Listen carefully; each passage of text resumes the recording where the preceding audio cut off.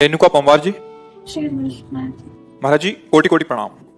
महाराज जी, जब भगवान मनुष्य को धरती पर भेजते हैं तो कर्म अच्छे करेगा या बुरे करेगा, ये सब भगवान तय करते हैं या मनुष्य स्वयं अपने कर्म करता है? नहीं, आपको छूट दी गई है, खेल में उतार दिया गया। अब तुम देखो आउट होते हो या विजय श्री प्राप्त करते हो, तुम्हारे ऊपर मेहनत की तुम्हारी बात है। कबहू करि करुणा नर देही, देत ईश बिनु हेतु सनेही। बिना हेतु प्यार करने वाले भगवान ने संस्कृति मांझ बर्याय के पायो, मानुष देह वृथा कृत दारद। 84 के चक्र में कहीं भी गुंजाइश नहीं थी कि हम निकल पाते, तो रोक दिया, बीच में रोक दिया और मुझे निकालकर मनुष्य बना दिया।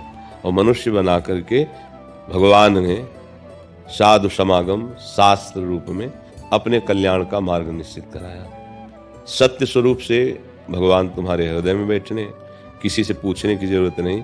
जब आप गलत कदम उठाओगे तो अंदर से आ जाएगा सावधान, ये गलत है। मान लो गुरुदेव की बात अंदर बैठे हैं, वही समझा रहे हैं, पर हम इतने मदांध हो जाते हैं कि हमें वो बात सुनाई भी देती है, बाद में पश्चाताप भी करते हैं, हमने क्यों नहीं माना। अगर मान लेते तो आज हम ऐसी बुरी दशा में ना आते, पर वो कामना के वशीभूत होकर ऐसा कार्य करता है। तो ये मनुष्य जीवन कोई पशु जीवन नहीं कि केवल आप प्रारब्ध भोगने आए हैं, आप नवीन प्रारब्ध बनाने आए हैं। पुराने प्रारब्ध को नष्ट करके नवीन प्रारब्ध की रचना करना, ये मनुष्य जीवन का परम कर्तव्य है। और ये होता है केवल भजन से, केवल भजन से, दूसरा कोई उपाय नहीं है। अन्य शुभ कर्म एक अलग है, अशुभ कर्म उसका फल अलग है, अन्य साधन उनका फल अलग है।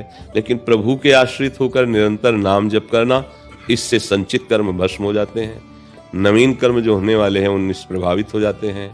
जो प्रारब्ध भोग है उसको सहने की शक्ति मिल जाती है।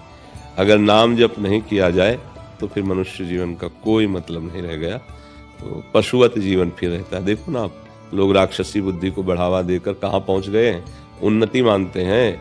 रोज शराब पीना, मांस खाना, नवीन नवीन शरीरों से व्यभिचार करना, वो अपने को सौभाग्यशाली धनी समझते हैं हमारी बड़ी उन्नति है, हम बड़े मौज में हैं।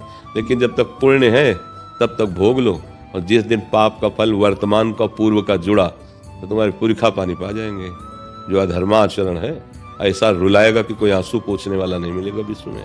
पक्का पक्का समझ लो, केवल आपको भोगना पड़ेगा, आपको, आपका कर्म। हाँ, यहाँ कोई किसी का सहयोग देने वाला नहीं है।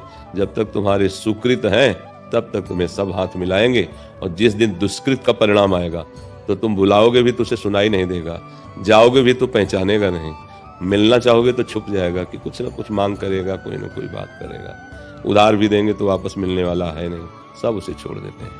इसलिए प्रार्थना है, भजन भले कम हो, गंदी बात नहीं होनी चाहिए। ये शराब पीना, ये मांस खाना, ये पराई माताओं बहनों या अन्य शरीरों से व्यभिचार करना, ये बहुत बुरी कलयुग की चाल है, सबको नष्ट कर देगा। एक बार ब्रह्मा जी से, ये चारों युग पुत्र हैं ब्रह्मा के, तो सामने प्रणाम किए, तो ब्रह्मा जी ने सतयुग से कहा कि हमने नरक की भी रचना रची है, तो कुछ ऐसा करना कि वो खाली ना रहे, कुछ तो चले जाए। तो सतयुग ने साफ मना कर दिया कि हमारे राज्य में कोई नरक नहीं जाएगा। त्रेता से कहा तो उनका कोशिश करेंगे, अपने बड़े भाई का अनुगमन करेंगे। अर्थात हो सकता है कोई चूक जाए तो बात अलग है, नहीं हमारे भी राज्य में कोई नरक नहीं जाएगा। द्वापर से कहा तो उनका भरसक आपकी आज्ञा का पालन करूंगा। कलयुग की तरफ जो, तो उनका पिताश्री जैसे भैया सतयुग ने कहा कि हमारे राज्य में कोई नरक नहीं जाएगा, इसे वादा करते हैं, हमारे राज्य में कोई स्वर्ग या परम पद नहीं प्राप्त कर सकता, चूक हो जाए तो बात अलग है, हाउसफुल रहेगा नरक। तो अब आप देखो, महापाप रखे गए जो हमारे शास्त्रों में हैं, जो शास्त्रज्ञ जन हैं वो जानते हैं, ये 5 महापाप रखे गए हैं। मदिरा पीना, परस्त्री गमन करना, जुआ खेलना, हिंसा अर्थात मांस खाना, और चोरी करना, ये 5 महापाप रखे गए हैं। आप बोलो इनको महापाप माना जाता है या इनको ऊंची पार्टी के आदमी माना जाता है? ऊंची पार्टी का आदमी माना जाता है ना। बड़े आदमी की पार्टी है तो आपको खूब शराब फ्री पियो, मांस खाओ, जिसका चाहो अलग अलग रखा हुआ है, करोड़ों रुपए की तो पार्टी करते हैं ना। और ये सब कहाँ पहुंचाएगा तुम्हें? नरक पहुंचाएगा। और अपने को VIP समझते हैं, बड़े समझते हैं। अब बढ़िया दाल रोटी, सात्विक सब्जी और भोजन और खीर और पुआ सब बना के रखो, तो देखो क्या गया यार, घटिया आदमी का है। इसका जब परिणाम आएगा, इसकी जब सजा आएगी, तब कोई पार्टी नहीं होगी, केवल तुम अकेले होगे जब भोगने का समय आएगा। अब यही बात समझाने के लिए संत महात्मा यात्रा करते हैं, मंडलियों से जा जाकर गांव गांव नगर नगर में जगाते हैं। अब ये बात मान लो तो भाई मान लो। अब आचरण पवित्र नहीं है, वो आके कहते हैं कि दुख मिटा दो, जैसे यहाँ ना। तो अब देखो, यहाँ तो शास्त्र सम्मत जीवन है, शास्त्र सम्मत वाणी है। यहाँ ऐसा नहीं है कि हम तुम्हें राख दे दें या कोई जंतुर दे दें या कलावा बांध दें, कोई ऐसा नहीं है। भगवान के नाम से बढ़कर जो उद्धार कर सके, कल्याण कर सके, किसी राख में, किसी जंतुर में, किसी कलावा में या किसी के ऐसे करने में कुछ नहीं है। को न काहू के सुख दुख कर दाता और निज कृत कर्म भोग सुन भ्राता। नहीं, ऐसे ऐसे सिद्ध महापुरुष हुए हैं कि प्रकृति के कैंसर को मिटा दें।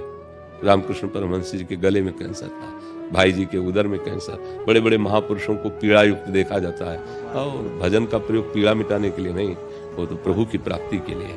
तो इसीलिए अगर आप दुख से बचना चाहते हो, सदा सदा के लिए आनंद में डूबना चाहते हो, तो एकमात्र भगवान का नाम है।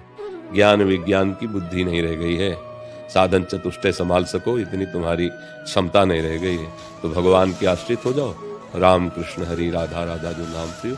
और हाथ जोड़ के प्रार्थना है, अगर शराब पियोगे, मांस खाओगे, पराई माता बहन या अन्य शरीरों से व्यभिचार करोगे, तो चाहे जितना राम राम जप लो, आपको अनुभव में आनंद नहीं आएगा और क्लेश बढ़ेगा, और आपकी अश्रद्धा हो जाएगी नाम में, अश्रद्धा हो जाएगी भगवत मार्ग में। परहेज ठीक ना हो तो औषधि पीड़ा विशेष प्रदान करने लगती है। इसलिए सदगुरु वैद्य, वचन विश्वासा, संयम या न विषय के आशा। पक्का।